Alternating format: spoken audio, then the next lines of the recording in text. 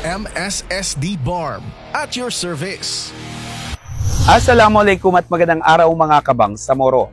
Matagumpay sinagawang food supply delivery ng Ministry of Social Services and Development o MSSD para sa mga Child Development Centers o CDCs at Supervised Neighborhood Play o SNPs sa iba't ibang bayan ng Lanao del Sur noong May 22 hanggang 23, 2025. Nasa kabuong 2,811 na bata na may edad 2 hanggang 5 mula sa 86 na SNP sa 33 CDCs ang makikinabang sa mga food supplies na naipamahagi.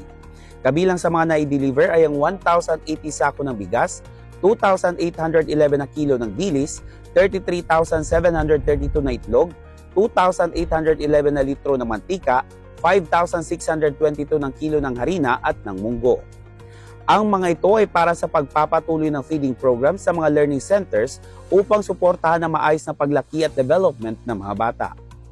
Bago pa man ang pamamahagi, tiniyak ng Municipal Social Welfare Officer sa pangunguna ng MSSD Provincial Office ang tamang bilang at kalidad ng mga produkto at siniguro na ito ay alinsunod sa Supplementary Feeding Program Standards. Ang interbensyong ito ay bahagi ng 40th cycle ng Supplementary Feeding Program na pinondohan ng National Government at iniimplementa ng MSSD sa Bangsamoro Region.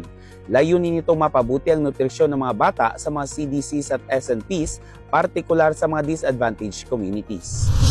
At yan ang ating update sa ngalan ng MSSD Regional Communications Team. Ako po si Aljabar A. Musa ng Bangsamoro Muna, MSSD at your service.